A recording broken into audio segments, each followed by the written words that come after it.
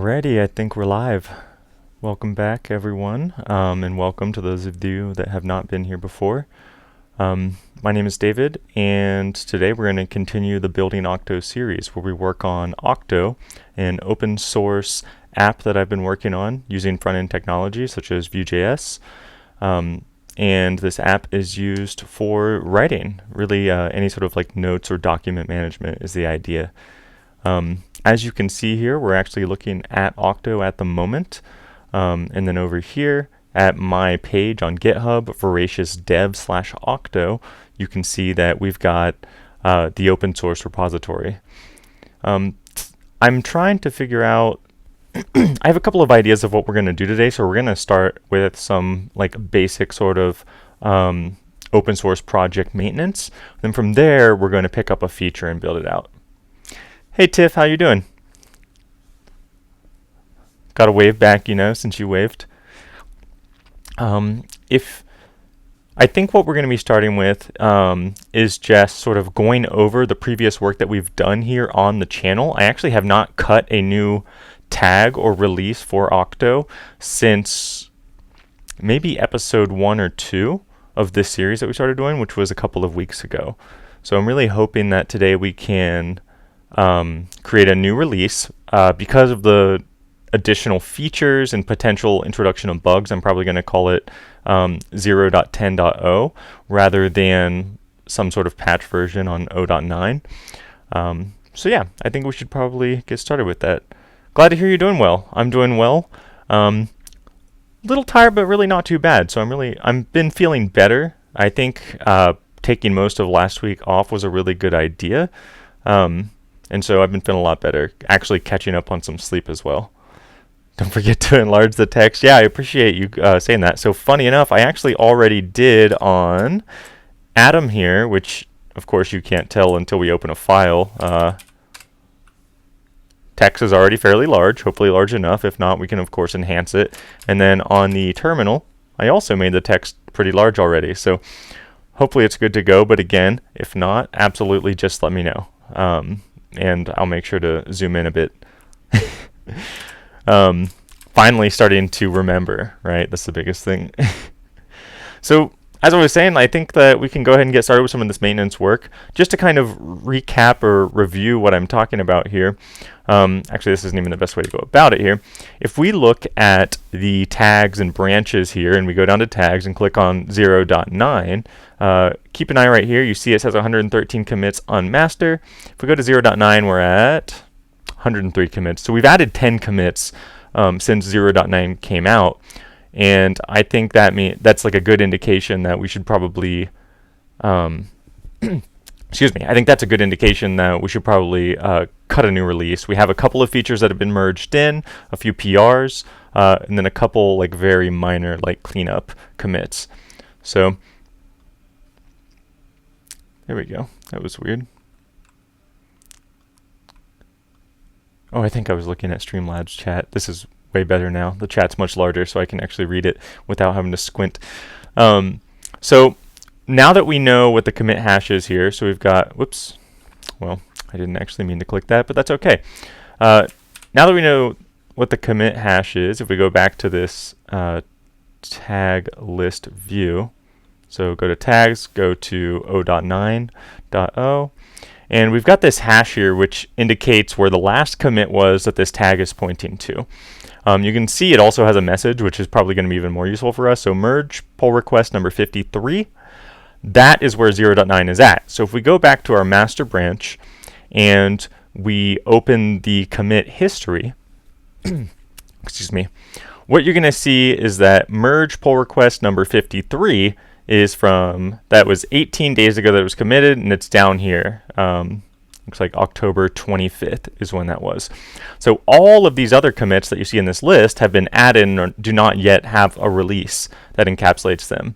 And so what I'm just going to do is just kind of briefly go over this. So we've got the ability to duplicate documents from the editor. That is something that we did here on stream.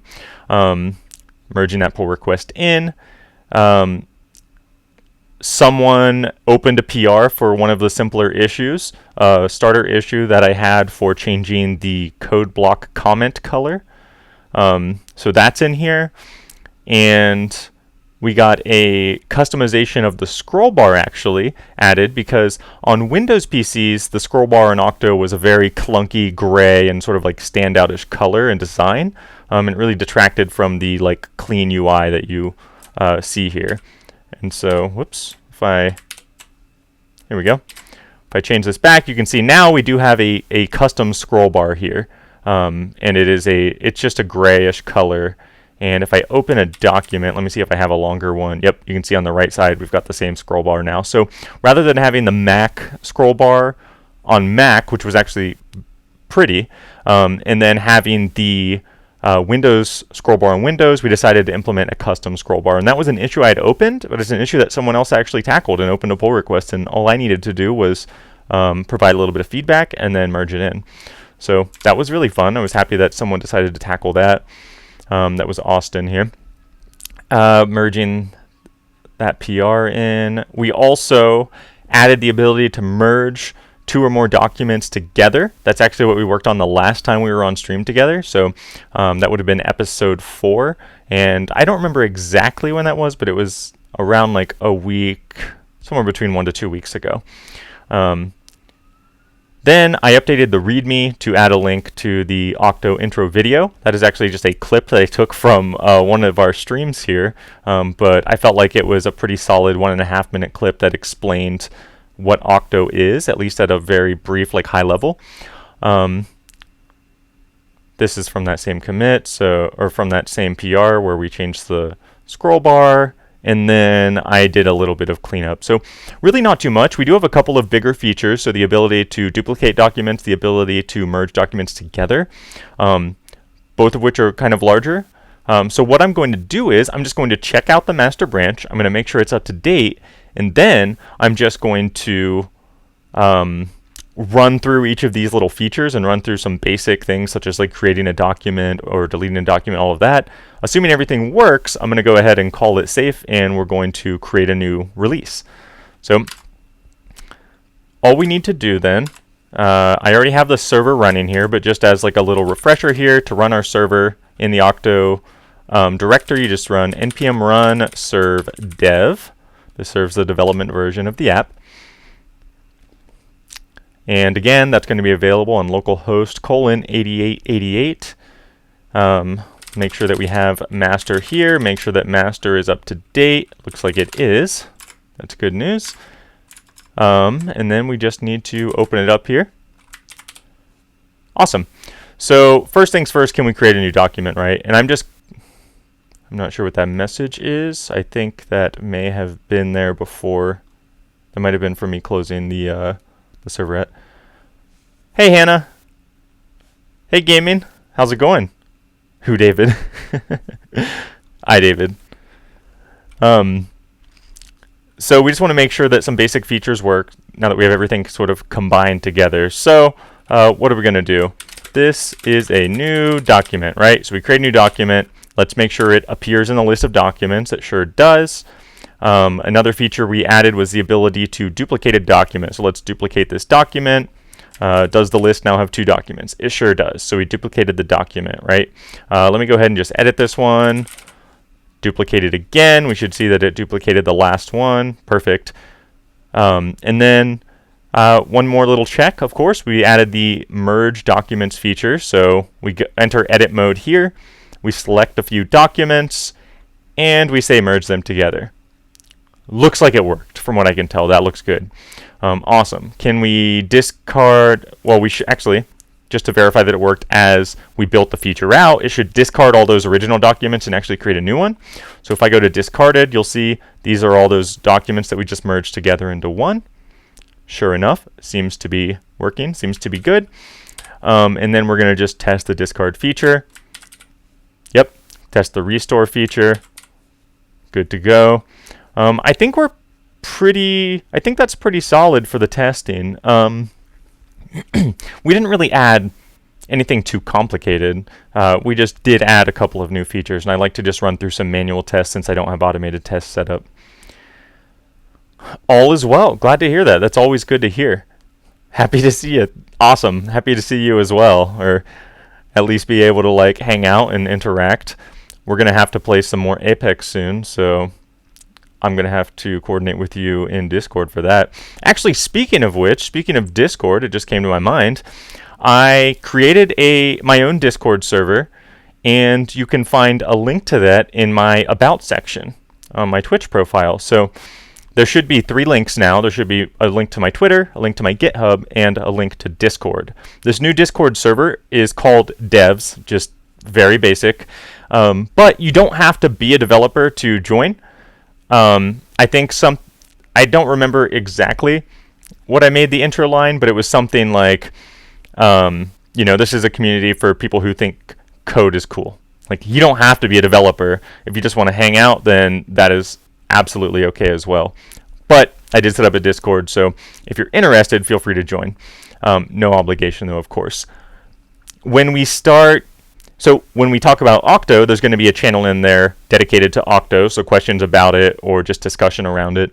But when I start the Introduction to Web Development series, I actually do plan on using my Discord server as a place for like collaboration and communication. So let's say we even just have 2 people who decide to join the Introduction to Web Development series. The idea is that in the Discord server, you'd be able to kind of work together, bounce ideas and questions off of each other, because very likely, and again, if I'm lucky enough to even have 2 people join, that's 2 people who are not experienced with development. And so I feel like it's very useful to ask questions to someone who does have a lot of experience, but I find it's also very useful to kind of just ask questions and discuss concepts with people who are more on your level of experience, because we do think about things a little bit differently, just as we develop more of a context and knowledge around the thing.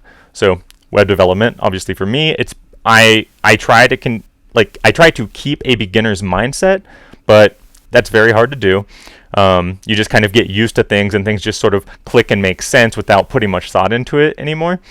And so, someone that's newer might have a better way of explaining something than I would to someone who has 0 experience. So that's the idea anyway. Hi, friends. So we went through the features here pretty well. Let me just review this list here. Code block color, I just want to make sure that didn't change it to something that's like really hard to see. So if we do a new document, a doc with some code, let's add a code block here. And we'll do JavaScript, and we'll just say function. And in here, we'll just say console.log, hi there.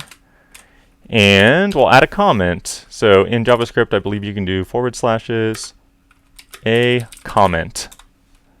Yeah, looks good. It's just like a lightish gray color. So looks good to me. I think that was the idea. I don't remember exactly what the color was before, so I guess it's kind of hard to compare to. I guess I could go to try.octo.app, which has an older version of the app running, I believe. And if we go here and just copy that same thing, oops. I mean, that actually doesn't look any different to me, so that's interesting. Is it possible that I deployed it? Maybe. Let's just inspect this and see what the actual, it says CM comment color. No, that's using the built-in, or no, chunk vendor. Actually, I don't know if that's using the built-in or not. Let's inspect that PR that I merged in, because I thought that I already tested this. Code mirror CM comment. That does look good, and that is the right CSS class. But for some reason, it's not being applied. Code mirror.cm-comment. Actually, I don't even see it in this list. That's interesting.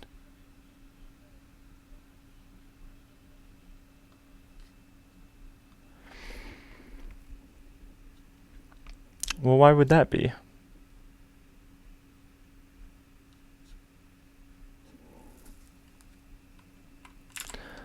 let's see, where was that added? Maybe it was added in the wrong place. This is why we test things though, right? So here's something that should actually be changing the color to a darker color and doesn't appear to be working. So that's in markdown editor.view on line 150, it looks like. So let's pop that open. Markdown editor, line 150. Code mirror.cm-comment. The style is not scoped.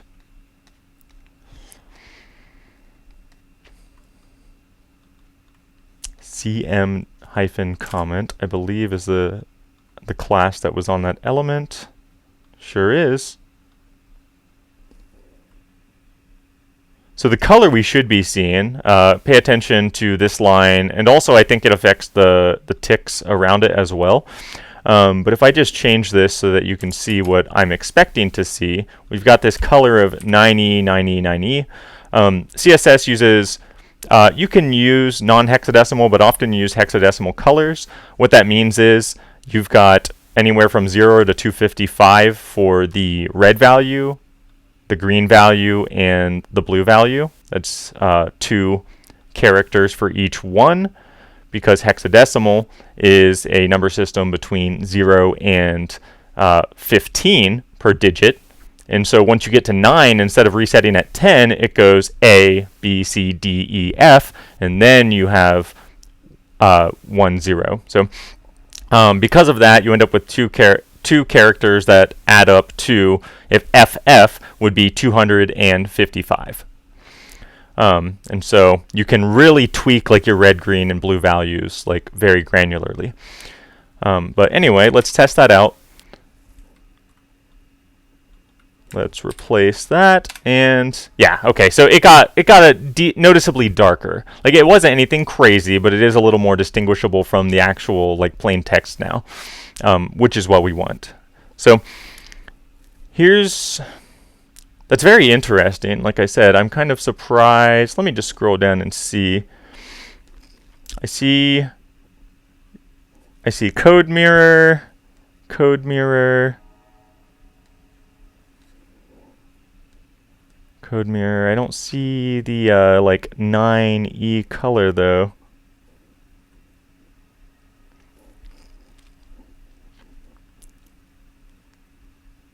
So it seems to me like it's not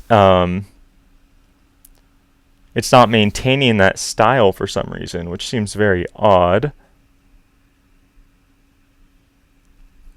So let's try something out. Let's make it a little bit more specific, or maybe try the CMS Yeti .cm comment instead. So let's change that. Okay, refresh our page here. Inspect, and what do we have? We still have the original. Like something is playing a trick on me here. It's very, very weird. Let's see.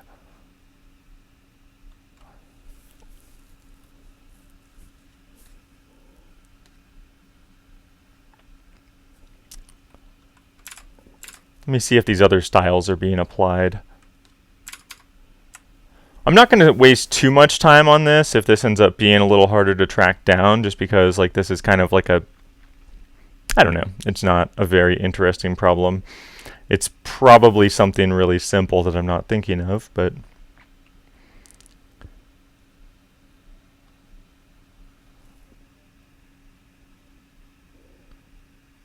okay, yeah, so this is inheriting from app.css, which is actually where these styles are defined here. So if you look down here below, you'll see this is the exact style, transparent and important, that's being defined right here. And that is coming from app.css, which right now is minified into one long line, so that's not going to be very easy to look at. But the point is that it is inheriting proper styles. It's just this one style that for some reason it is missing. So let's undo that. Code mirror. I feel like this isn't something as simple as just like Oh, I wonder if it is using a specialized hyphen.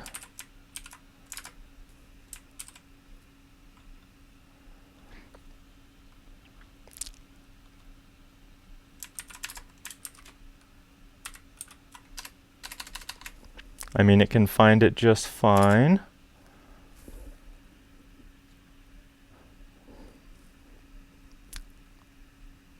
See, the oddity that I'm seeing is that we should still see this style appear in this list on the, and maybe it's a little harder for you to see, but in this list on the right-hand side here, we should be seeing the style somewhere. It should be crossed. Oh, here it is. So I was just missing it, I'm assuming. No, that's not even the right one, actually. I take that back. That's a different color. But what we should see is on the CM comment specifically, so code mirror comment, we should see a style in this right-hand pane, because this right-hand pane contains all the styles that are applied to the current view that we're looking at. Hey, how's it going? How's it going, Rusty? Or Ryan, you tell me which you prefer. I know you as Rusty, obviously, so let me know if you'd prefer me to call you something different. But how's it going? Good to see you. Thanks for stopping by and hanging out. It's definitely unexpected. Just debugging some really simple CSS right now. Funny enough.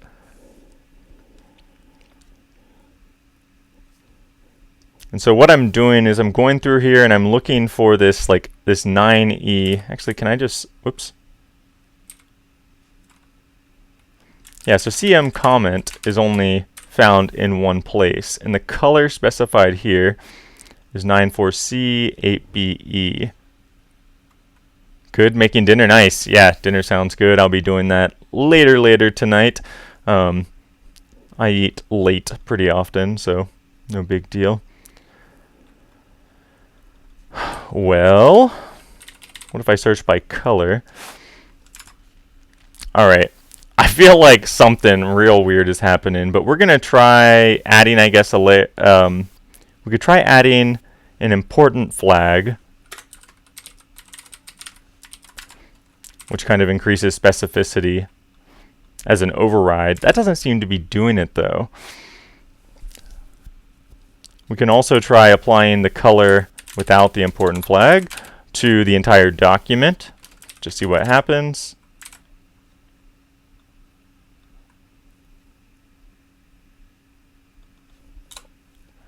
And what do we get? Not that.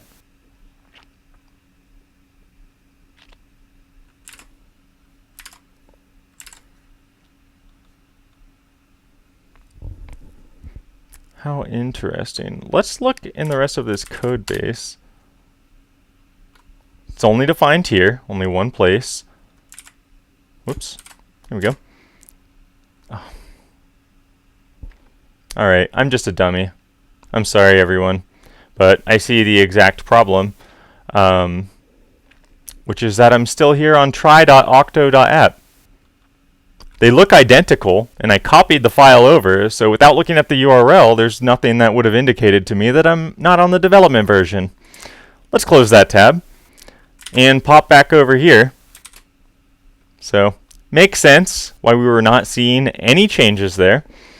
And look at that. There's our color. There's our style that we expect to see. Yeah, that deserves a laugh. It honestly deserves a facepalm.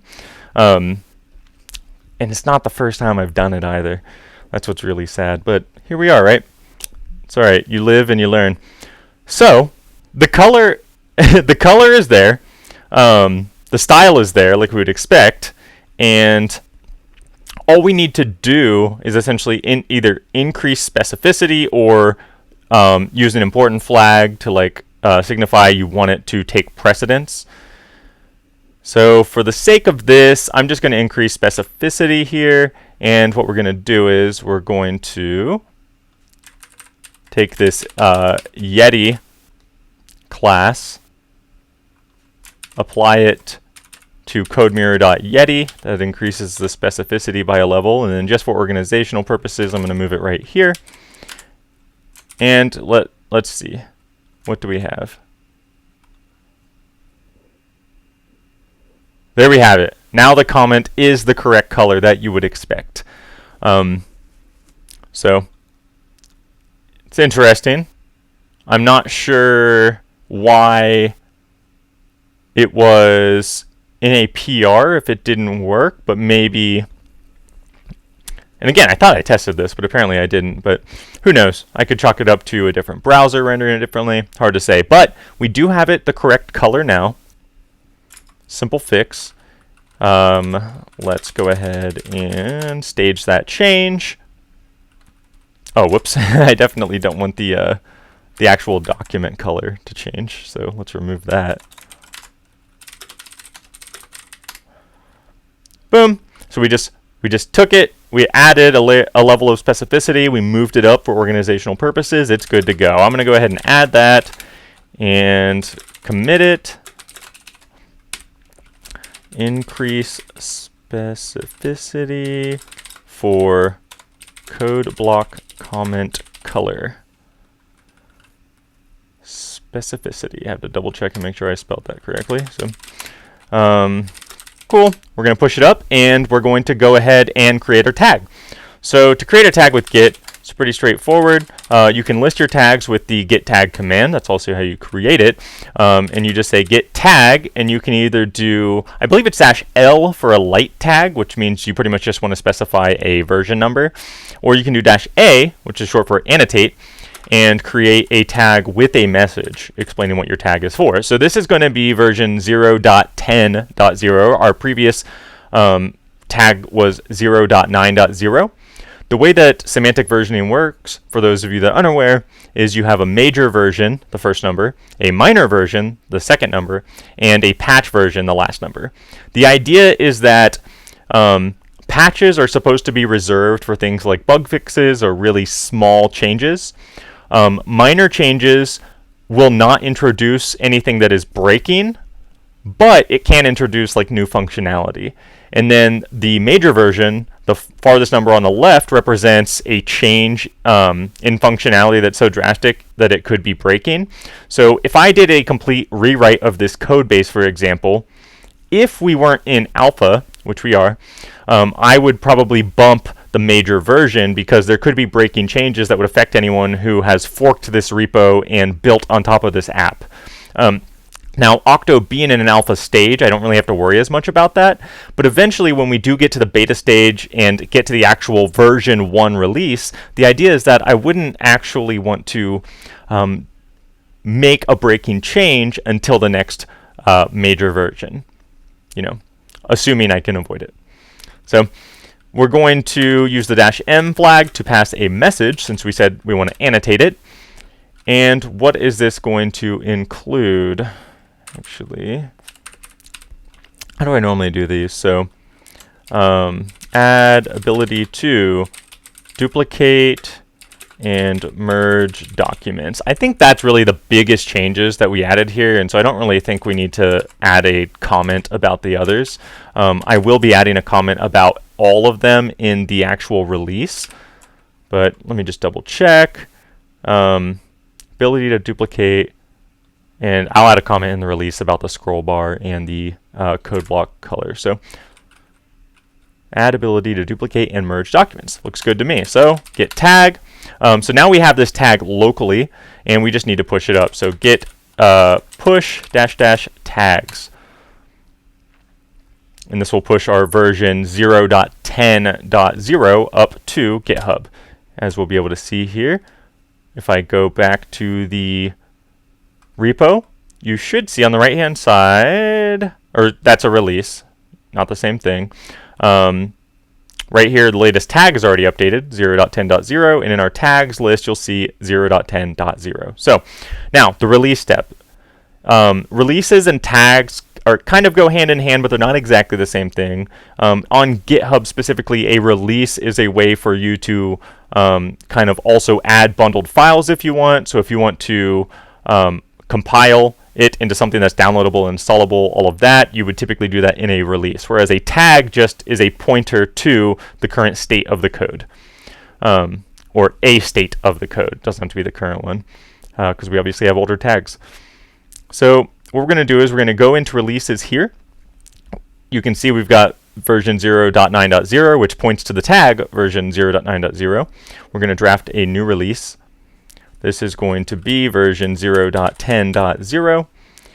And let me go ahead and just use my other one as reference. I just did a bulleted list. Perfect. So, okay. Add ability to duplicate documents. Add ability to merge 2 or more documents. Update scroll bar for cross OS consistency, and update code block comment color. Is there anything else really? I think that was pretty much it. Let me go back to the commits here.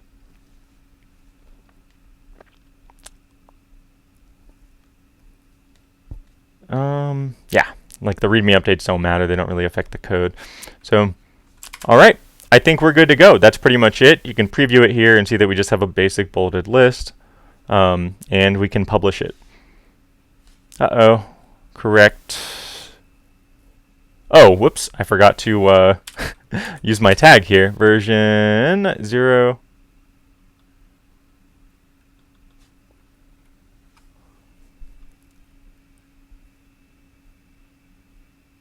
Okay, that was weird. It errored out there and then it said it was fine because it's an existing tag. Anyway, the existing tag we're basing on is version 0.10.0 and the release name is version 0.10.0. So a little confusing if you're not familiar, but it makes sense typically to name your releases based on the tag that they represent. Again, releases being a GitHub concept, whereas tags are a Git, the tool concept. So we've got our version 10.0 or 0.10.0 release out there, and you can see that our little widget has updated, our release is updated. So there we've done it. We've taken the code that we've already written and we have cut a new release now.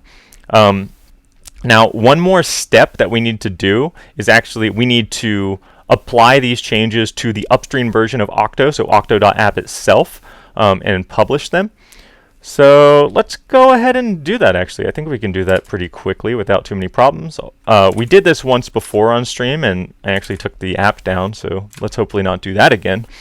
But I think we'll be all right. So we're going to open Octo Plus, just the code name I have for the private version of, it's essentially a fork of the open source version of Octo with some enhancements. And so what we're going to do is we're going to run a status. We're on master, do a poll to make sure we're up to date with master. We are. We're going to do a git fetch no tags because we don't want to pull the tags down from the open source version. Upstream. Cool. So we pulled the upstream changes, and then we just want to say git merge upstream/master. So we're merging the master branch of upstream. Upstream just represents the open source version of Octo into the master branch of this closed source, Octo Plus.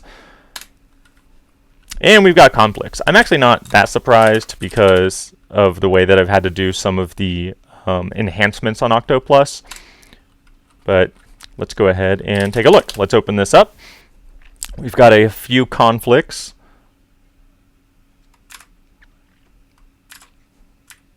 What do we have? Doc, actions, and documents. So first let's look at doc.js. What do we have?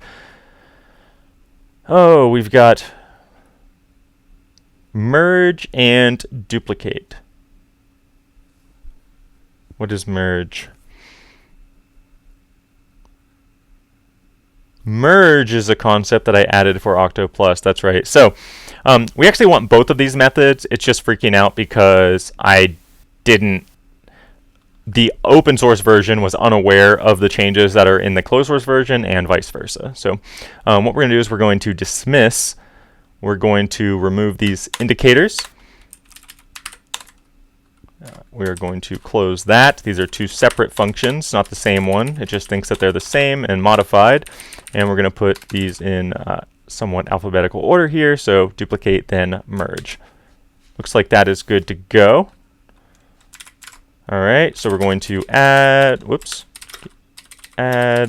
source models doc.js, and now we're going to look at actions. What do we have?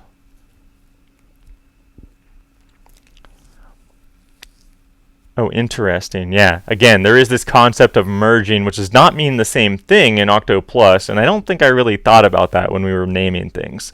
The good news is I don't think we had a plural merge documents in Octo Plus already, so I think we're safe to move forward just keeping both of them as we did before. So let's go ahead and get rid of those. They do mean two separate things though, so I might do some renaming on Octo Plus just because I want the open source version itself to make the most sense. So I'm not going to sacrifice naming there just for some of the changes that I've made. Okay, simple one, another simple one. So add source store actions. So we've got one file left that is not staged. We've got the documents module itself. Whoops, what am I doing? Here we go. Was that module documents? Perfect. So similar thing here. So we've got merge document and merge documents, and it's just unsure how to handle that conflict. So we're going to dismiss it. Whoops. We're going to remove those indicators. Actually, there's probably a keep both option. I didn't even look, to be honest. Okay, that looks good. Merge document, merge documents. Oh, right. The problem is that it thinks it doesn't see that they're two separate methods, and so I have to add some code anyway. But let's do ours, theirs, then ours, and see what happens. No, let's not do that. I'm just going to do it manually. Okay.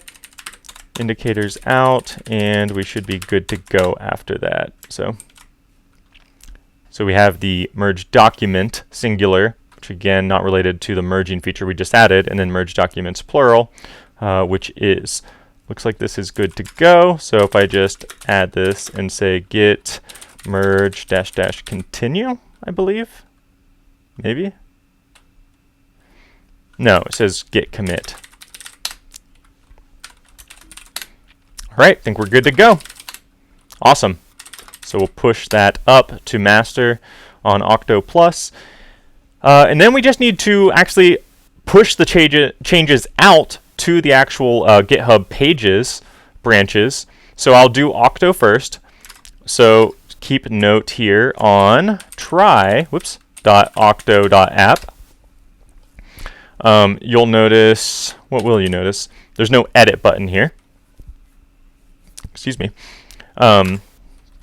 So we'll do Octo, open source version first, and we'll just say npm run deploy.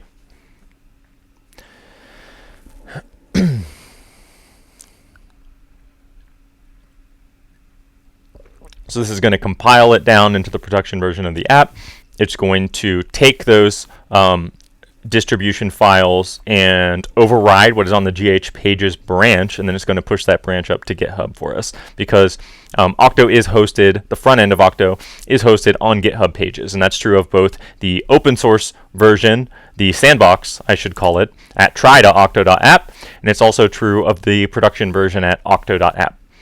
They're just hosted on two separate GitHub pages instances since they are two separate repositories. So if we refresh the page, we should eventually get a little notification here that an update is available. Due to this app being offline first, it uses service workers to cache a lot of assets, and so you kind of have to manually do a refresh, unlike a traditional website where you can just refresh the page and be good to go. For Octo, it actually has to replace all of those files individually, thanks to service worker caching. It is a good thing. It just does lead to an unusual experience for a website, which is this, refresh to apply changes. Okay.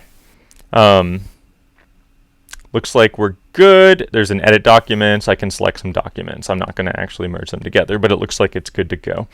So we do the same thing on Octo Plus, right? So we're on the master branch. We just run npm run deploy. It has the same scripts available. It knows which Git repo that it's actually pushing to. And so it makes it really simple for us.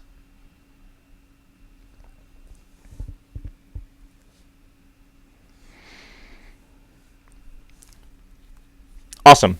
So that is the live version of Octo. Let's see. I've got that pulled open on my other screen here, and if you give me a moment, I'm going to make sure it shows up as expected.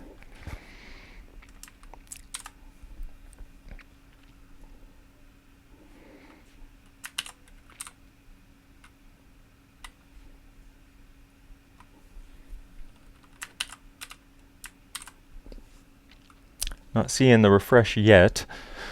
I'll just pull it over here for now, but sometimes the GitHub pages build can be a little bit slow. And so in this instance, it seems like it is taking a moment. I have to keep the way that service worker checking goes, it automatically checks for updates once a day. Or anytime you like refresh the app. And so I have to refresh the page here, even though this is an app, it is essentially a website container. So I have to refresh the page to get it to trigger that service worker update check again. As you can see, it looks like it worked that time, and we can click refresh now, and we're good to go. The biggest thing I noticed is the scroll bar change. So awesome. We got those updates pushed out and applied everywhere. All right, give me just a moment to get reoriented here. Okay.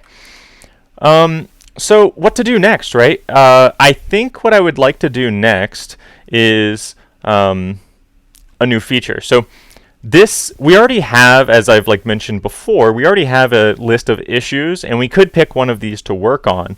And while I do think that all of these are important, I think for tonight, what I'd like to work on is actually not on this list. So what we're going to do is create a new issue.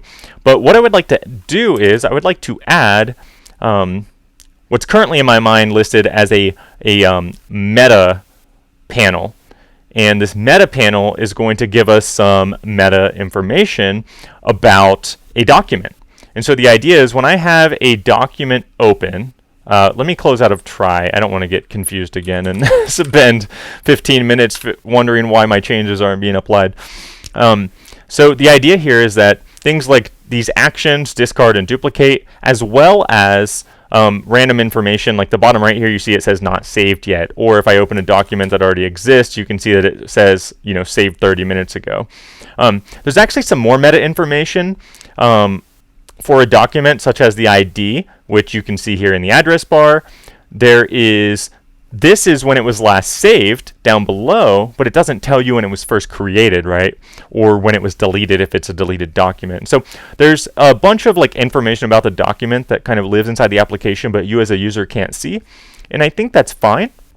But I think it would be really cool to give the user the option to view that information, and then also give us a place to kind of dump more information about a document as we add more features. So this is going to be an interesting one because this gives us a place to put more actions. If we want to have more sort of integrations here in a document, it'll allow me to show whether or not the document is encrypted, because Octo does have client-side or end-to-end encryption support already using public-private key pairs. And so just, again, a bunch of information that I just can't really find a place to fit in the interface because I don't want to bog it down. I want this to be a pretty slim, like streamlined interface, a good user experience, right? And so having a meta panel that you can kind of open up or collapse out of the way, I feel like is a good way to solve some of that. And then some of the features that I'd like to show down the road are things like, I'd like to have like a list of here's all the tags that are in this document. Now, of course, you could like just read through the document and find out what tags are, but on a really long document, and especially if you're someone who likes to just kind of litter your tags throughout, it might be a lot easier just to see like a quick glance of that. Not only tags, but eventually I really want to implement a linking feature, so I want to be able to add links to other documents in a document. And so it'd be really cool if there was a place to show like all the other documents that are linked to in this one current document, right? And so I'm going to be doing that through the bracket notation, so like square bracket, and then like link to another document, either with some text, like, you know, WebAssembly, right? Like, and then this would allow me to create a link to a document in WebAssembly, and then in that it would inject some sort of like identifier for the document, so maybe like a UUID or something. But it would prompt you as a user as you're typing WebAssembly with a list of other documents that contain that text, and you could say, yes, I want to link to that specific document. And then the idea is with this link, the link would show up obviously right here as plain text, but it would also show up in this meta panel where you could then open the document directly or inspect it. And just things like that, right? There's a lot of features that I sort of have ideas for that this functionality is going to be useful for. So let's go ahead and start off with creating the new issue. So I'm just going to say add panel for document metadata. This panel should be toggleable. Is that a word? Toggle? I don't think that's a word. But we're just going to pretend it is. So toggleable by the user. Let me phrase it like this. The user should be able to toggle visibility of this panel easily. This panel will include all document metadata and will provide the user with any document actions that are available. So things like clicking discard or clicking duplicate. I plan on moving those buttons out of the way. And this is going to be really useful on mobile. Because if you have like 3 or 4 buttons, you're actually taking up a decent amount of screen real estate on mobile compared to desktop. Although the way that we approach this and the way that we display this panel on mobile is going to be a little bit different. So we'll have to deal with that as well. Okay, so that looks good. I don't really need a lot of information. Let's give it a label. We're going to call this an enhancement and a milestone, right? So what is this under? I'm going to call this a beta milestone because it's not really accessibility related, or it doesn't really fall into the other categories. But it's going to get us one step closer to beta. So submit that issue. And now we have an issue number that we can use when we like create this new branch and start working on this, right? So we've done this before for those of you that have been here. Let me close out of Octo Plus because we honestly don't need to mess with that right now. We're going to have to go through the release cycle again once we get this all done and merged in. But for now, I think we're fine. So let's clear our headspace here a little bit. Cool. Let's take a look at our existing branches. I think we have a couple we can get rid of. So git branch -d, I want to say. Yep. And then git branch -d for 54. Awesome. This just gets rid of these local branches because we don't need them. So now we should have master branch. Good. We're going to git checkout -b. What was the number? 65. Add meta panel. Just keep it nice and short. Awesome. And so we have our new branch. We're up to date with master, just to double check. I like to make sure we're all good to go on everything. I will run my git up command, which is essentially the same as git push -u origin then branch name. Just an alias for it.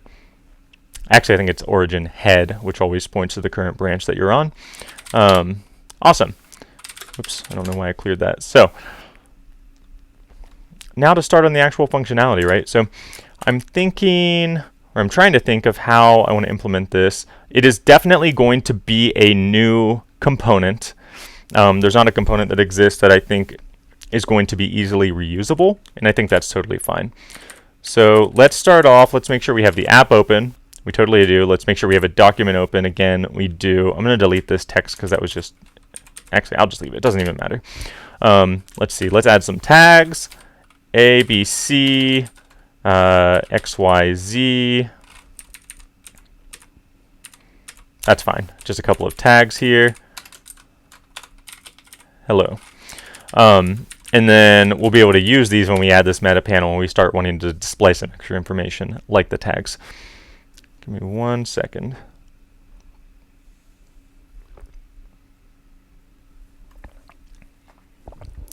Oh, excuse me. I need to remember to pull my mic away for things like that. Awesome.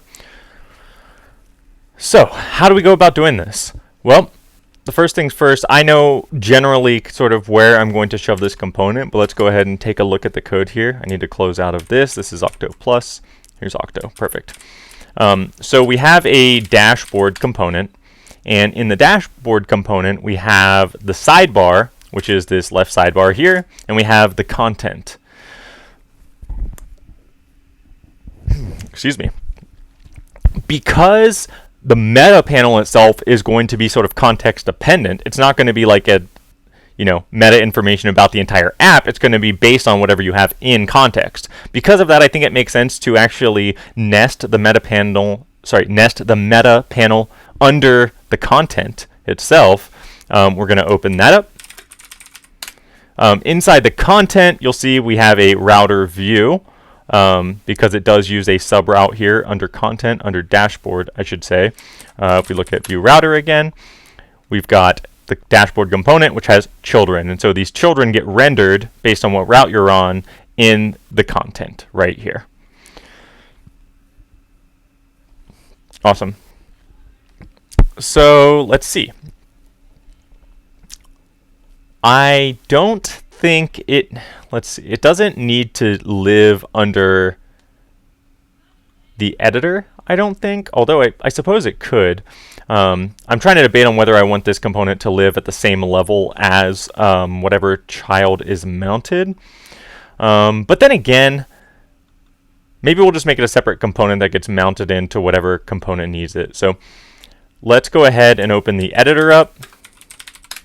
And in the editor here, we have a container. So this container actually wraps this content, I want to say. Yep, container fluid, so it wraps the content. So we're going to change it a little bit. We're still going to have a container that wraps the content, but we're going to introduce a new top-level div. And this is going to be nested under there. And alongside the actually, let's see what that does. Yeah, so we're no longer centered, which makes sense. I think that's okay. I do need a, whoops. I do think I need a deflex on that though. Then let's inspect this and see why it's all the way shifted over here. Lots of things. Okay, content. We've got the container itself, and then we've got the element around it. Oh, I don't have a... Actually, yeah, why is that so small? It should be filling the space. I guess I'll just give it a flex grow. Seems very odd, though. It shouldn't have been affected by me just changing that div wrapper, so I'll come back to that in a moment. But let's go ahead and add our panel. So what we're going to be doing is, in here, we're going to be adding a new element. And for now, I'll just wrap it in a div. And this is going to be, our meta panel. So you can see down here right now, it's underneath of it. We actually want it off to the side. We'll be able to do that without much of an issue. And so what we need to do here is, this containing element is already display flex. I think we need to... Oh, I think I might see what's happening now. It's because of the flex direction column. We're going to give it a flex grow 1. There we go. That's better. So it wasn't filling its existing space. And flex direction row. Is that just a moment? No, it's flex row, not flex direction row. Okay.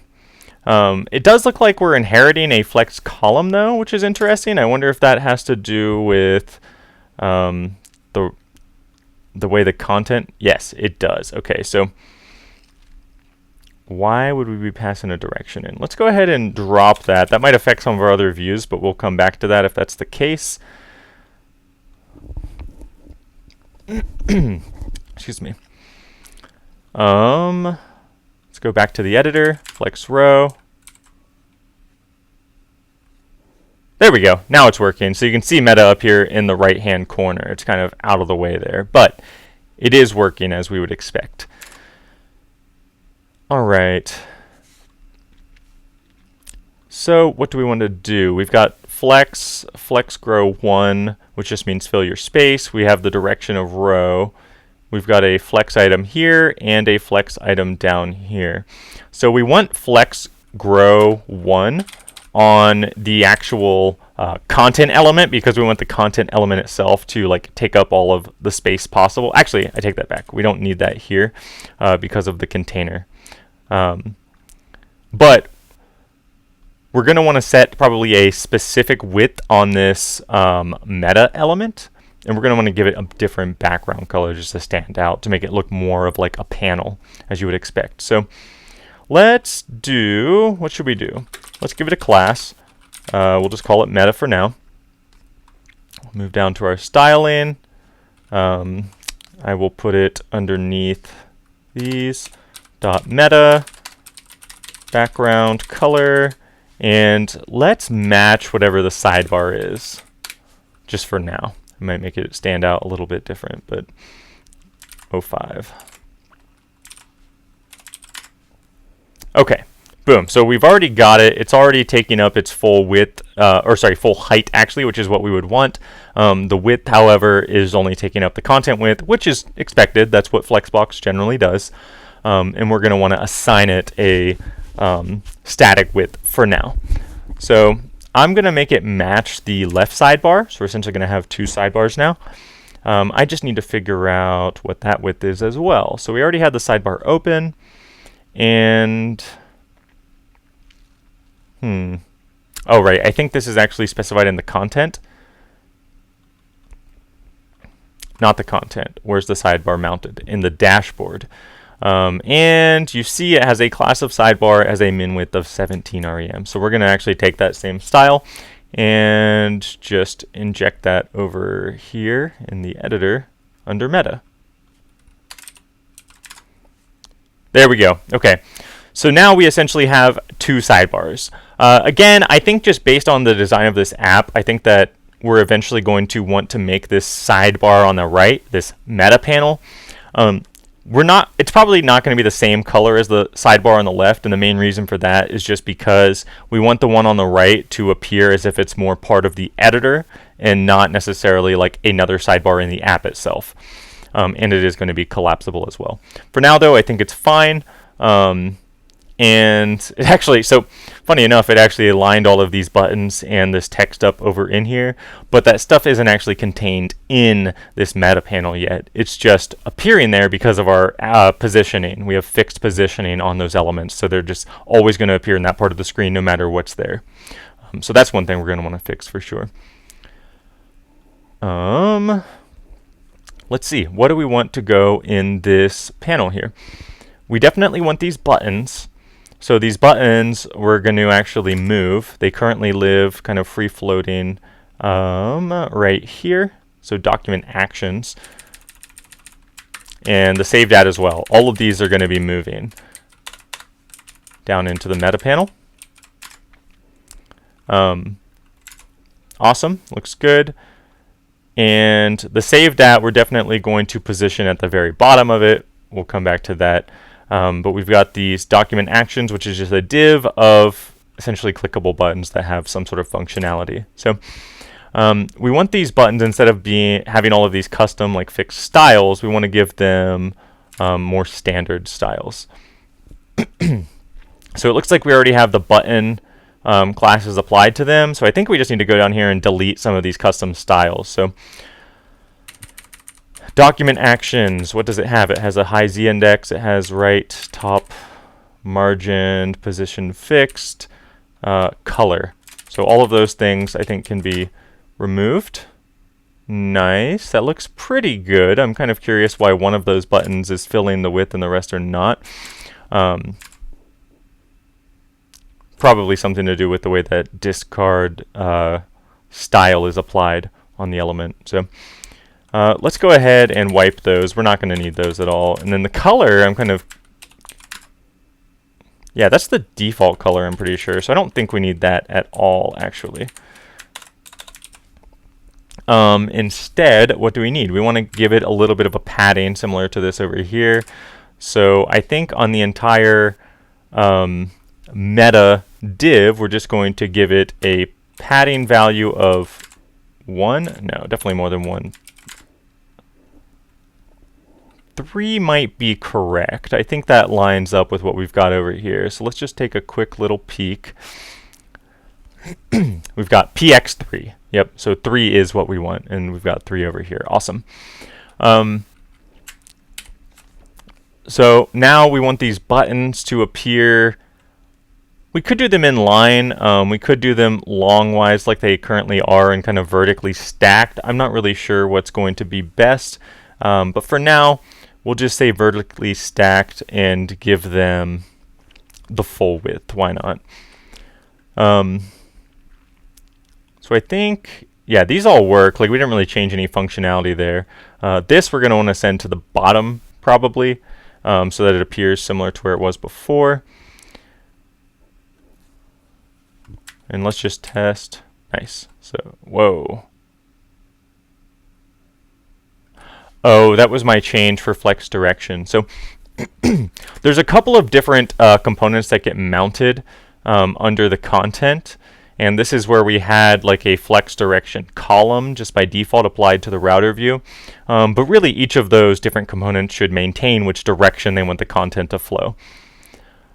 So let's open the router and see which components actually do flow. So we've got document list component, we've got the editor, we've got exporter, we've got the, again, document list, the editor, context, document list, tag list, the settings. Okay, so there are quite a few, but we're going to need to go and update each of those individually, but we will come back to that. Let's go. Oh, well, I can't really open my document now, so I guess I'm at least going to update that one to start with. So in document list, we just need to give it a flex direction now. So document list already is a display flex element, but we're going to explicitly set it here. So it's going to be dflex and then flex column, which is what we want here. Boom. So now we've got it back to normal as we expect. Let's open this document up again. Cool. Looking better. So I kind of want to I feel like I want to split the difference on the color here between like the sidebar color and the editor color, but I'm not sure yet. For the information that's already here, let's at least clean up the styling a little bit, right? So we've got, let me close out document list. In the editor, in this meta panel, and again, this meta tag, we're actually going to end up pulling out into its own component soon. Just for right now, for the sake of simplicity, we're starting with it in its own, as a part of the editor, but eventually it's going to be its own component. And we're going to allow props to be passed into it we're going to allow slots to be passed into it, which just means we can inject elements into it. But we'll get to that here in just a few. So on document actions, discardable action has a class of destroy. I wonder if that's where this implicit or where this style is coming from. I don't see a destroy style, which is interesting. It makes me wonder if we can actually just remove that class. I would say yes. Okay. That did not change it though. So let's look at discardable action. And discardable action.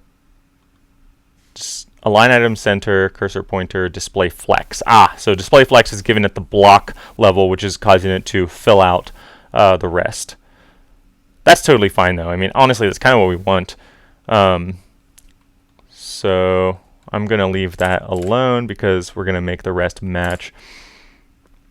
And we're just going to say here, button. Actually, it already has a display flex here.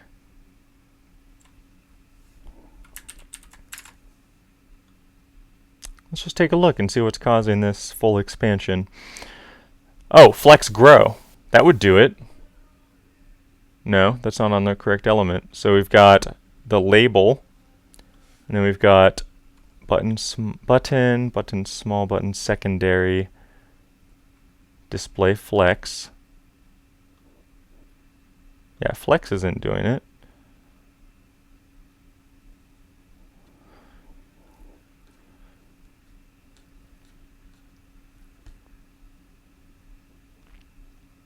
It's like it's let's look at computed. It's like it's inheriting like a width or something.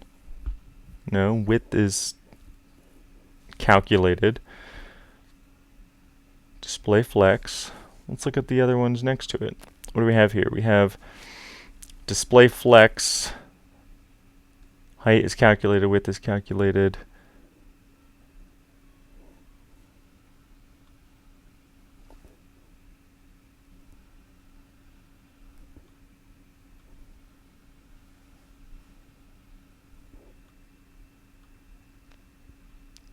Button, button small, button secondary, destroy.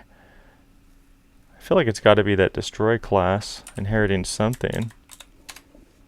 Yes, okay, so there was something in destroy that I just kind of glossed over, I suppose. Let's see. Discardable action dot destroy. I guess display flex? That doesn't make any sense though. Oh. Do the other items not have display flex set? This one does.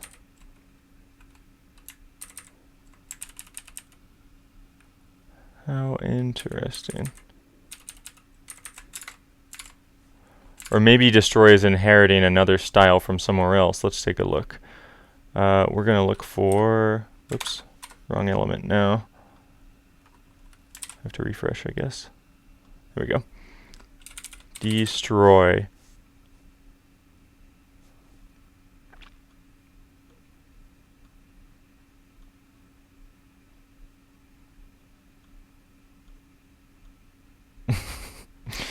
Alright, something's happening. Oh, what is this? Display WebKit box.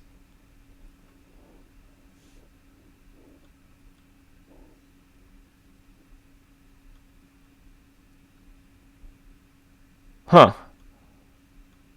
I'm not sure.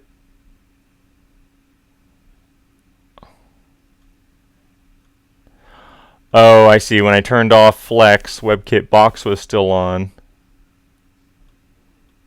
Okay, so it is Flex that's doing this. Interesting. I'm not sure why it's not being applied here, so I'll come back to that one. But let's go ahead and try it here. Deflex.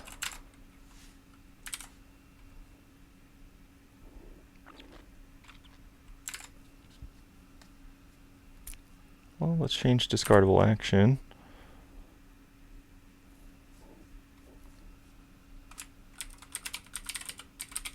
Awesome. All right, I'm going to remove the display flex from here. Instead, I'm going to give it a deflex class. Let's see if that changes. Does not. Where's this WebKit box coming from? How interesting.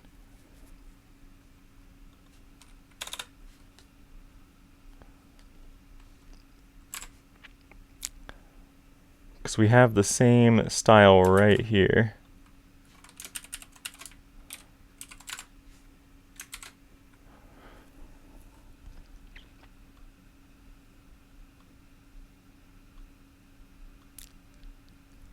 Okay.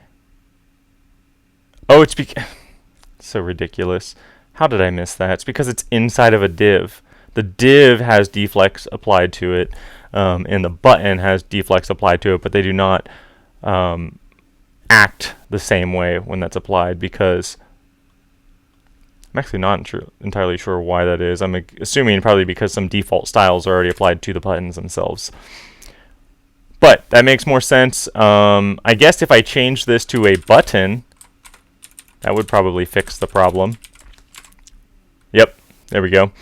Which is actually what we want anyway. We want the buttons to actually act like buttons. And if I'm going to add any custom styling for increasing the width, we can do that from the editor, the consuming component. So let's go ahead and do that. Awesome. Open it. I keep missing that. There we go. What are we going to do? We're going to, let's see, we can either wrap them in divs or we can give them a width of 100. Let's see how that looks.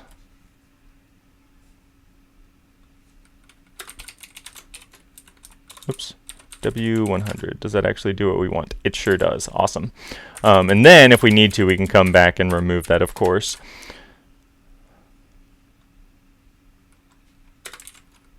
Whoa.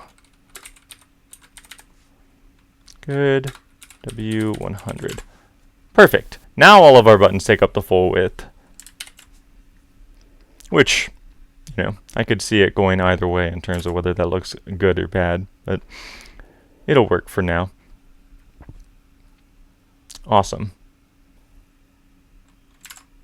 I am going to change that styling though. It looks like it's kind of off a little bit, so instead of being half and we're going to just do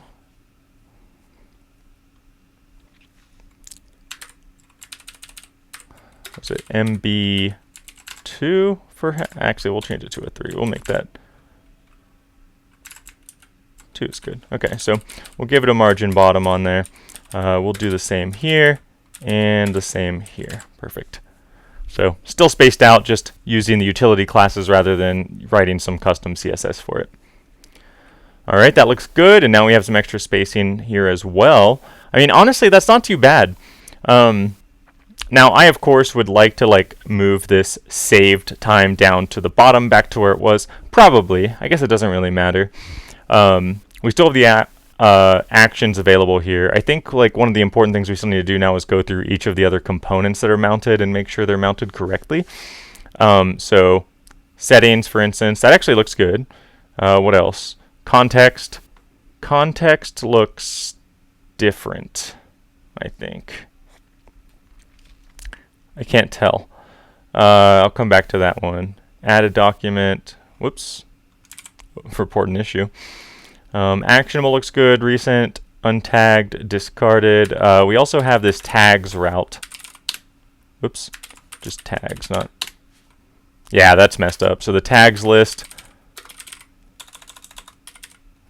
or tag list. There we go. Flex column, I believe is what it was. Yep, looks good. Context, let's do that. Flex column. There we go. Yeah, I thought that looked a little off. It wasn't perfectly filling the center width there. Anything else? We've got the editor settings, which looks good. Surprisingly, I'm actually a little surprised that's working. Settings. Whoops, not that settings. Settings.view. Oh, because everything is wrapped in a div already. That's funny. Which that's honestly better. I'm kind of surprised that that requires me to use the flex direction column. Means I probably need to do a little bit of modifying of my template there. All right, let's run through the router one more time and make sure we didn't miss any. So we did document list, we did the editor. Oh, exporter, I did not do exporter. So if we export documents, yeah, okay, that's definitely off. So let's go ahead and fix, what is that? Exporter, and we will say deflex and flex column. Oh, that's still off. How interesting.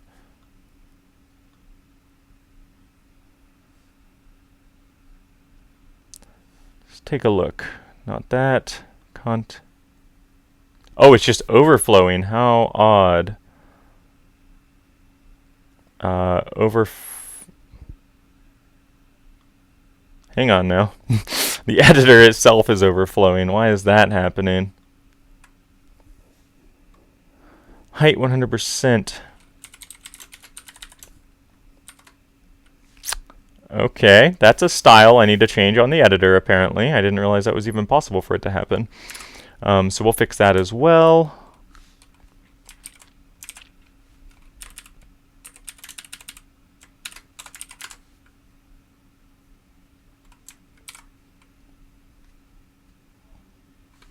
Okay, so what do we need to do? We just need to go into... Oh, wait, that's just the markdown editor.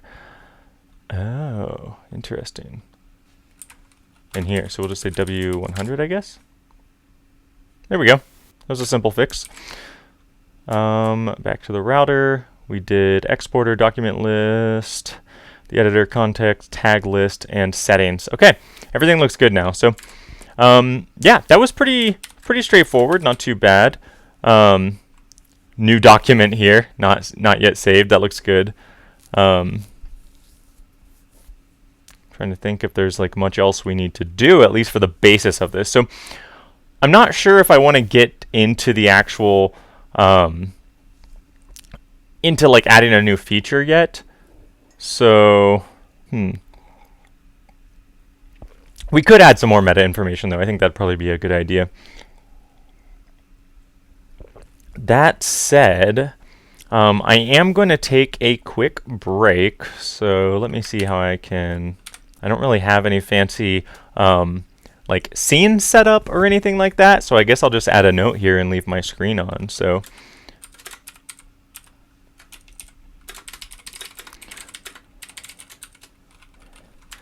then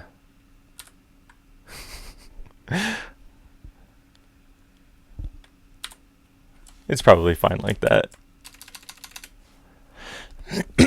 So I'm going to take a short break, actually. Stretch my legs a little bit. I've been standing here for a while. Get a drink, maybe a snack, we'll see. But I should be back in about 5-ish minutes. Actually, let me write that down too. Okay. Let's see. I'll be back at approximately 9:25.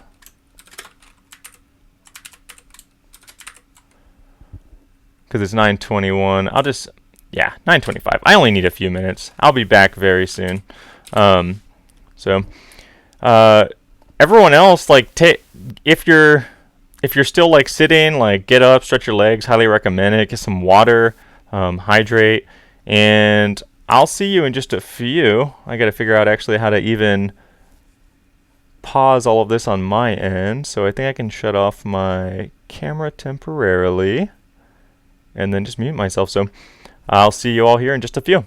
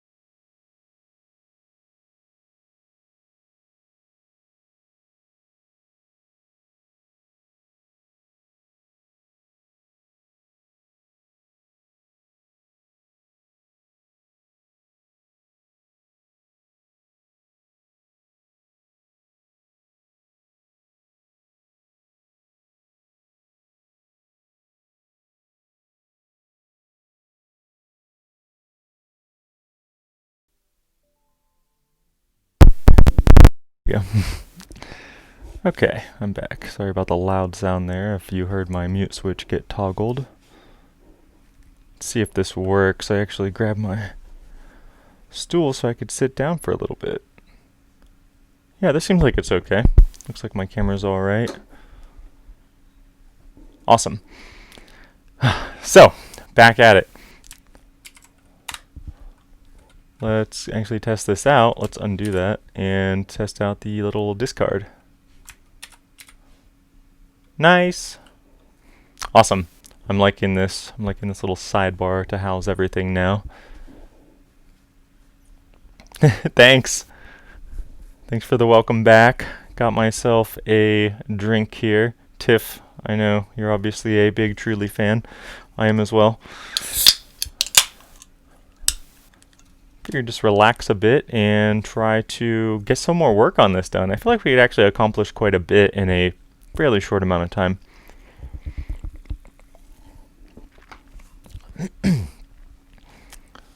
Alrighty. So let's go ahead and start with a new document here. Actually, not even a new document. Let's do one that has some code. Here we go. Perfect, because then we've got our sandbox button in here as well. We've got when it was last saved. What other information do we want to have in here? We could have a list of tags pretty easily. What else? I guess looking at our document model would be... You have pineapple right now, that's awesome. Yes. Let's see. We want doc.js. We can show whether or not encryption is enabled. That's kind of like a more global setting, but who knows, I might throw that in there. We can show the document ID. We can show when it was last updated versus when it was created. Yeah, I think that makes sense. Let's go ahead and at least do those couple of things. Then, of course, we can pull the tags, no problem. All right, so let's go ahead and add a couple of timestamps. So what we're going to do is we're going to, underneath it, we've got a div wrapping the buttons here, which makes sense. We've got this SavedAt class down here. Actually, what kind of styles are applied to that? Do we even need to keep that? Bottom 0, color, margin. What's the default color? Looks like that wasn't even working anyway. Oh, because it's not an editor anymore. It took away all the styles. Yeah, let's drop it. Perfect. Editor.tag, huh? There's not even a tag in here, so we can get rid of that. Nice. Cleaning up our CSS. Always good, always good. So what are we going to do? We're going to get rid of that class. Now it's just a basic div, which is fine, honestly. Let's just start with that. Keep it simple, tried and true, you know. So one thing that we kind of have done in a couple of places in this app that could potentially be pulled out into a utility is time formatting.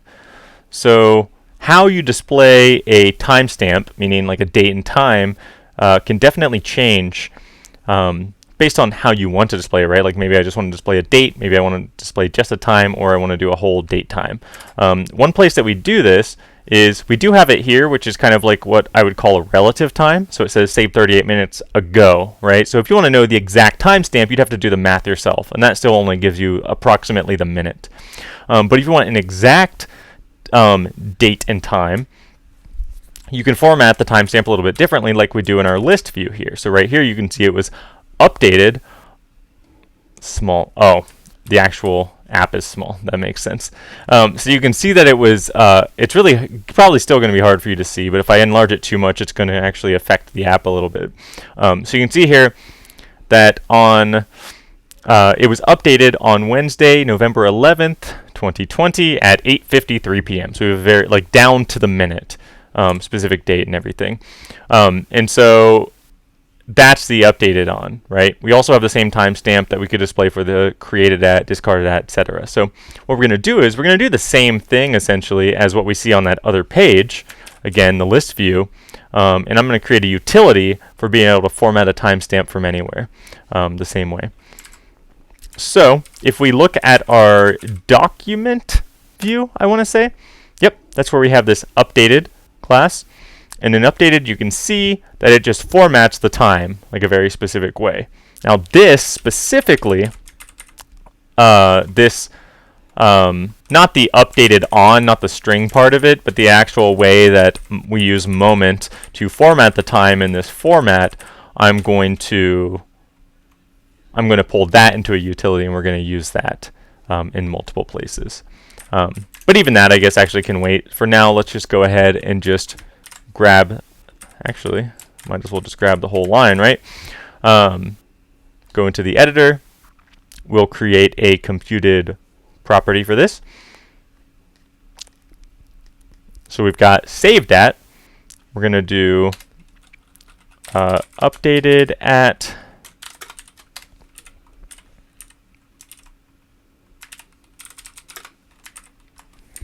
and it's going to say updated on instead of this dot updated at. It's going to say this dot document dot updated at, and we'll format it in that specific way. That looks good. What else? I guess we should do a check to see if we actually have. No, I think this will be okay. We'll do a check to make sure the document has actually been saved before we show some of this information. But I think this will be all right for now.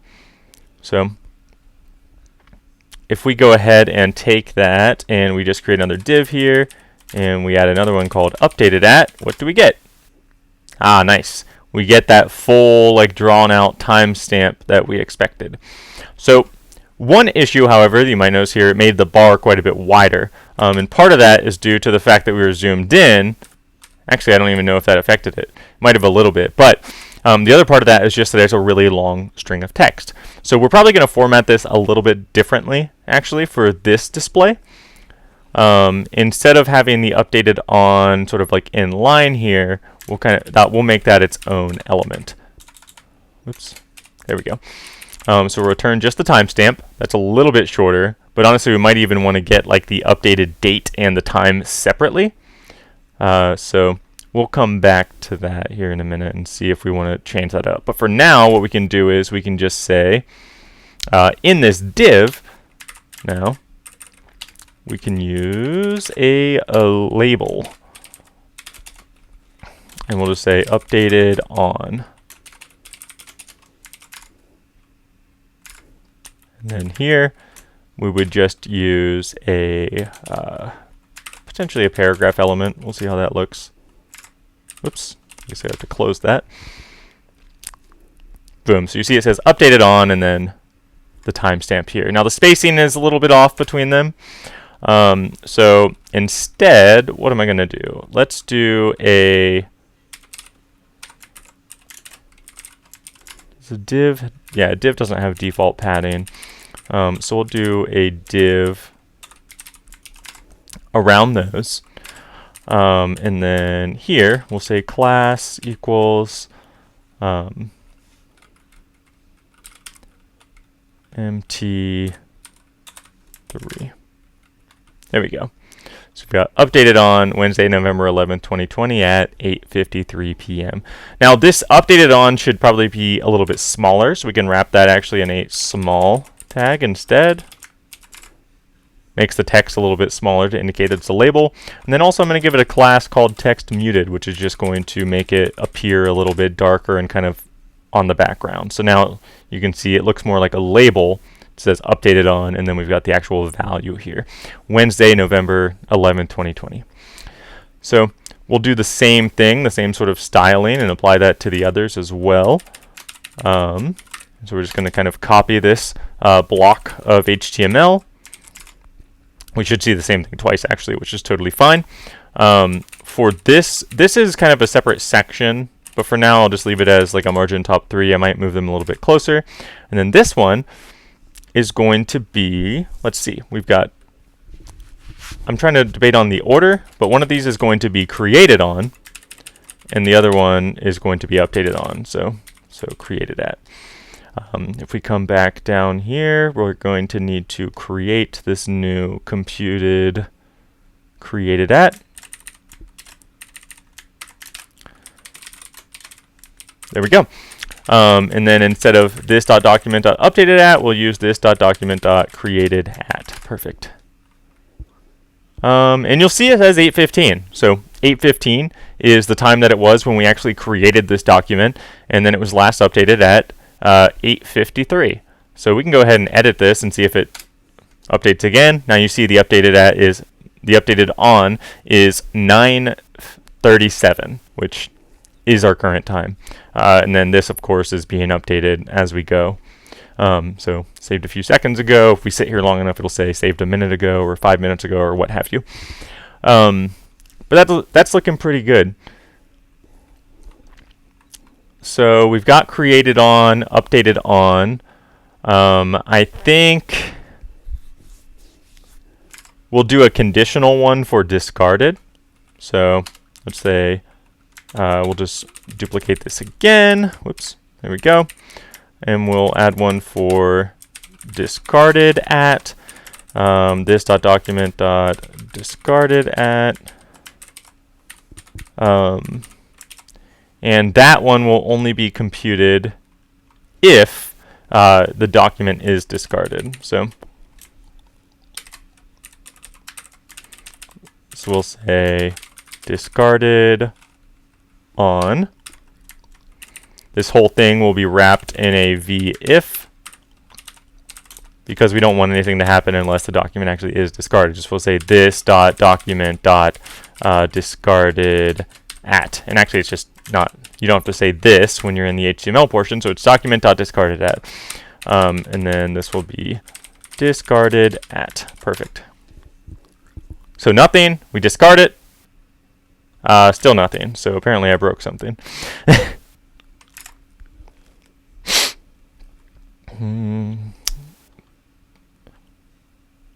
Created at, updated at, discarded at. Did I not create the discarded at computed property? I did.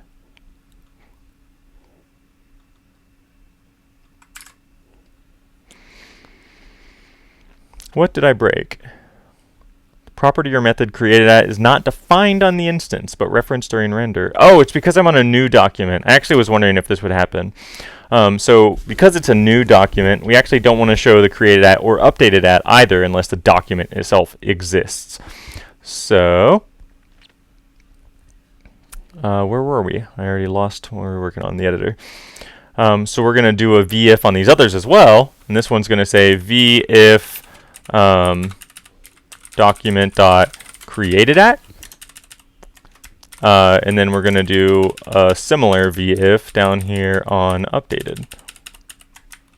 So document.updated at. Perfect. So all of these are going to be conditional based on whether or not that data shows up. So the reason that happens is because when you discard a document, it sends you to a new document. It doesn't leave you on the current one because it assumes if you're deleting it, you want to start fresh. So if we go back to our discarded documents and open this up, though, what we should see is perfect. We've got a created on, updated on, and a discarded on. So this is some of that metadata that is available, but you just don't really see in the UI anywhere because there wasn't really a good place to put it. Excuse me.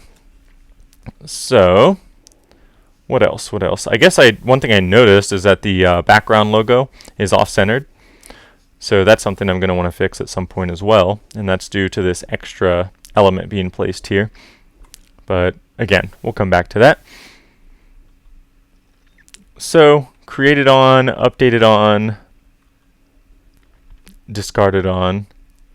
That all looks pretty good. Saved 2 minutes ago. Again, this is updating. I'm trying to think if there's anything else. Oh, if I restore it, it should remove the discarded on. It did. The updated on just updated as well. So that's all looking good. All right, give me one moment to check on something.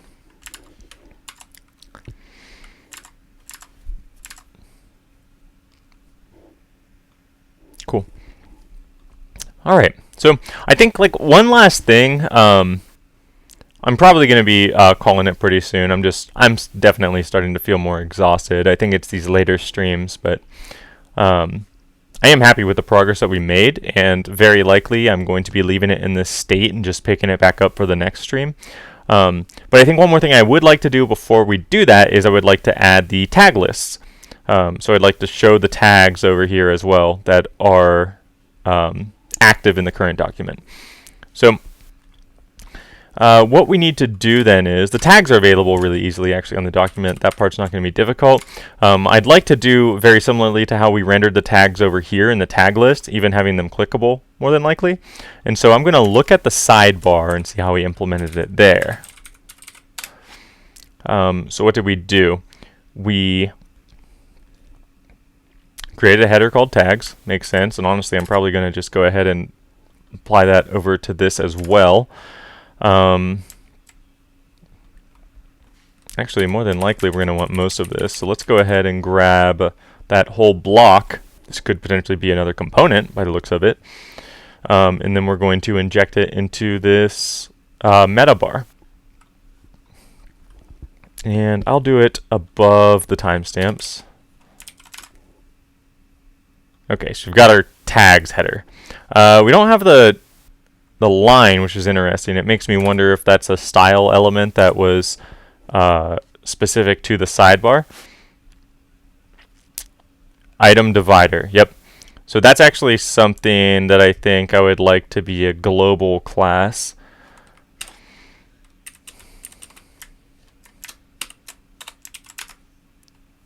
I don't think it hurts to have that applied globally. And then I'm going to move that into the app.view file, which is where all of our global styles currently live. Okay, still looks good over here, and now we've also got that style applied over here. Oh, I do not like that it has default margin applied though, so let's go ahead.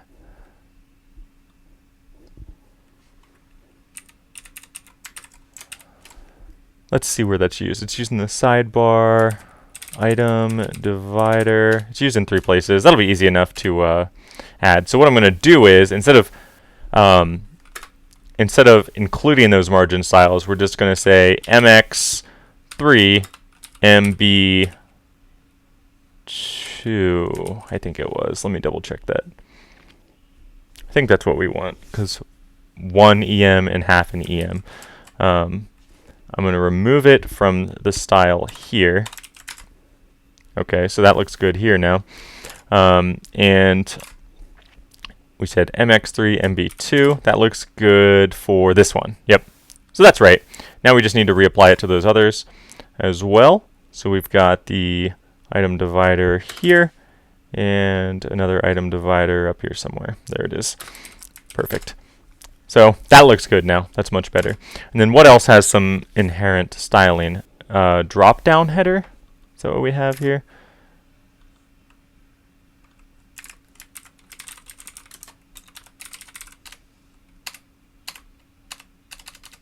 Doesn't look like there's any styling applied. So that must be a built-in styling that has that far left margin. Let's take a look. Yeah. Oh, it's just because I copied all of that. Well, that would do it. Let's go back to the editor and just remove that. No margin, no padding.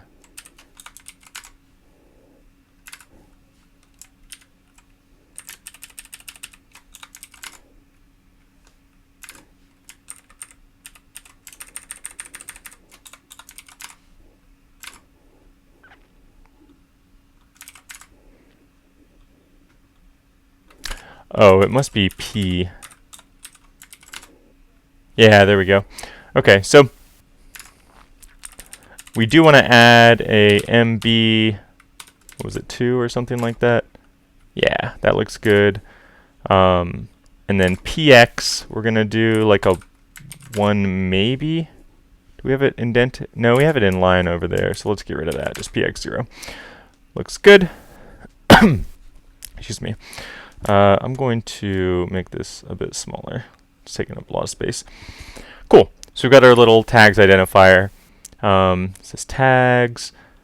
So here is where it's erroring out because we need to import the tag component. So we're going to import tag from @components/tag. And then we just need to mount it. Looks good. And then now it's probably complaining because, yeah, method tags is not defined, which totally makes sense. So all we need to do now is on the iterator that we pulled in, tag, we've got a v4, tag in tags. So it's really tag in document dot tags. And there we have it. So the spacing is definitely odd. Let's go ahead and figure out what's up with that.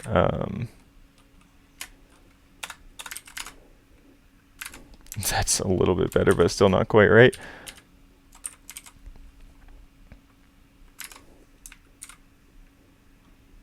Why is that all over the place? That looks good. That looks good. Whoa, hang on.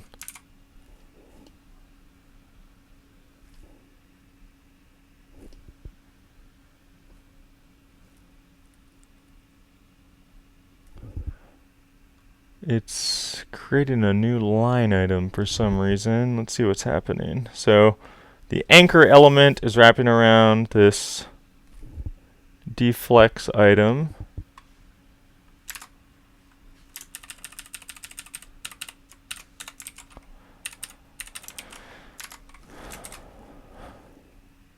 Oh, that was strange. I guess removing the padding did actually do it like I expected. Perfect. Well, that's what we wanted anyway. So now we've got the tags in here, and they're actually clickable, so we can open that tag item, which is pretty awesome.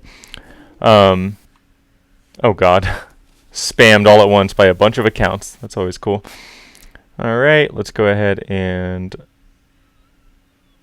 ban you. We'll ban you, you, and you. Cool. Gotta love the spam. So let me collapse that. Cool. So what we have here is I didn't mean to click on it that time. We have our tags list, which is pretty cool. So we've got our actions up above. We've got, I wasn't quick enough. Yeah, I already got them all. I think I noticed it like right when it happened. But we've got our tags list now on the right hand side, which shows all the tags that are in this document, and then we can also actually click on those tags if we want. So it kind of gives us a quick link into the relevant tags from the document. Let's see. Another thing I want to do, which is similar to the sidebar over here, is the spacing between sections. So I want to see how I did that, because I don't remember off the top of my head. It looks like I wrapped them. Let me guess, I just applied some styles down here. No. Okay. So I've got a drop down. Oh, the drop down header applied a top margin for each one. So that makes sense. I'm just going to wrap it in sections though, because I think that makes more sense. So for the editor, I'm going to, tags is already its own thing. It's already got, I don't need the ref. And I honestly don't need the tags class. It doesn't mean anything in this context. But instead what I'm going to do is MB3. I'm going to give it a full bottom margin there. The buttons here, document actions, I think that also doesn't mean anything now, so we're going to give that similarly an MB3 just to space it out evenly there. And then after tags, we've got timestamps. There we go. So I'm just going to call this timestamps, and timestamps is going to contain each of these. We're just kind of wrapping them in sections that kind of help out with the spacing. Oh, what did I do? I deleted the divider. Cool. That's a little better. And I do think I'm going to change the color a bit. I don't know.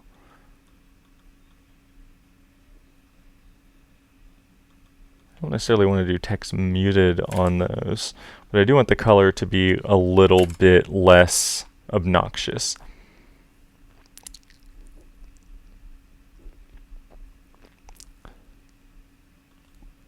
I'll come back to that one. The spacing could definitely be decreased though. So let's go ahead and look at that. So we've got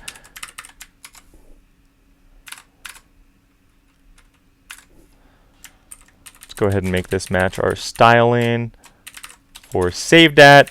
So document dot I think that's based on the updated at. So if there is an updated at, last saved.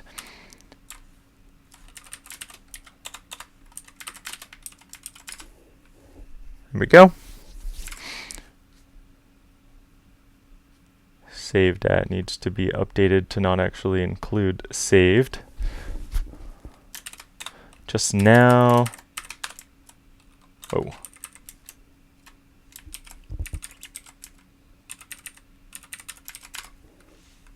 There we go, 12 minutes ago.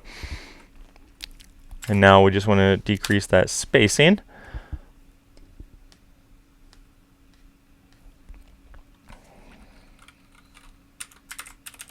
Alright, so instead of an MT, the first one will not need one. And actually, it will just have an MB. So MB2 seems a little bit better. Same here, MB2,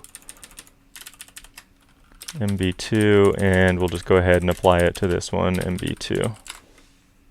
There we go. That's a little bit tighter on the spacing, which I like. Honestly, I might even do a 1. Let's see what that looks like.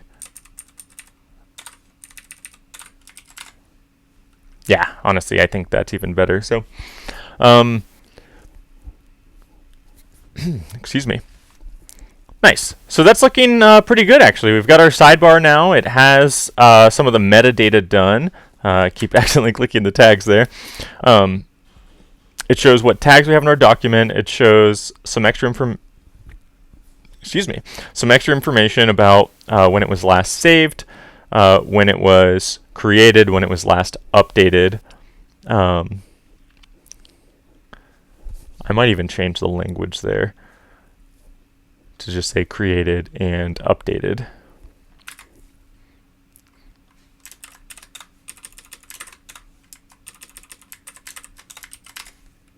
There we go. Last saved.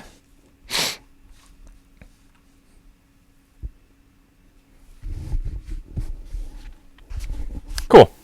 Looks pretty good. There's a little bit of redundancy between saved and updated, but for now I'll keep those as sort of two separate things. Saved is really just a derivative of updated, because we take the updated at timestamp and we turn it into a relative time, right? So 9:40 was 14 minutes ago. Or 9:40 and some change, right? So here in a few seconds, it'll probably say 15 minutes ago. Alrighty. But yeah, that's coming together. It's looking good. It looks a lot like our left sidebar. I'm going to zoom out just to get a normal view again, just to see what this is like. I'm liking it. I may want to change the style a little bit. It looks, in some ways, it looks a little too close to our left sidebar, so I might try to make it a little more distinguished. But overall, I think it's solid. That being said, I think this is probably a good stopping place, so I'm gonna call it. We made good progress today. We spent the beginning kind of rolling up some of our previous features that we rolled out, built a new release, so that was pretty awesome. And then also just kind of thinking through this new idea, which I kind of I've been thinking about this idea of a meta bar or a meta panel for a little while, but I didn't even have an issue for it. Obviously, we just did that today. Thanks. I'm glad you enjoyed it. If anyone's there that is not familiar with this channel, I'm still trying to figure out exactly what I want to do, but primarily I'm working on Octo at the moment. If you'd like to connect with me at all or chat about anything, you can connect with me through Twitter, GitHub, or Discord now. I have a Discord server. The links for all of those are in my About Me section.